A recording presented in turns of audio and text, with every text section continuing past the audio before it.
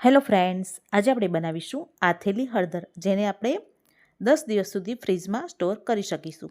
જેના માટે અહીં મેં આંબા હળદર અને પીળી હળદરનો ઉપયોગ કર્યો છે, જેને આપણે સરસ રીતે પાણીથી વોશ કરી લઈશું.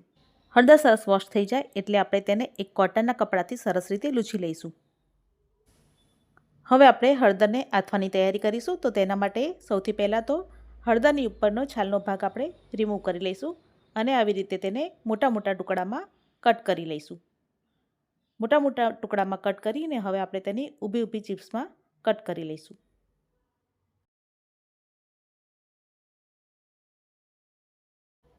તો અહીં હળદરને મેં સરસ રીતે સુધારી લીધી છે. હવે આપણે તેને એક બાઉલમાં લઈ લઈશું. હવે આપણે તેમાં 1.5 ચમચી જેટલું મીઠું એડ કરીશું અને 1 લીંબુનો રસ એડ કરીશું.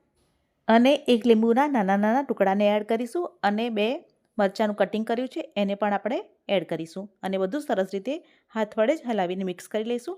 હવે આપણે તેને ઉછાળીને સરસ રીતે હલાવીને મિક્સ કરી લઈશું. હવે આપણે ઢાંકીને 4 થી 5 કલાક માટે રેસ્ટ પર રહેવા દઈશું. તો અહીં હળદરને 5 કલાક રેસ્ટ આપ્યા બાદ હવે આપણે તેને એક વખત ઉછાળીને સરસ મિક્સ કરી લઈશું. તો તમે જોઈ શકો છો હળદરમાંથી સરસ એવું પાણી છૂટી ગયું છે. હવે આપણે તેને એક એરટાઇટ બોટલમાં ભરી દઈશું.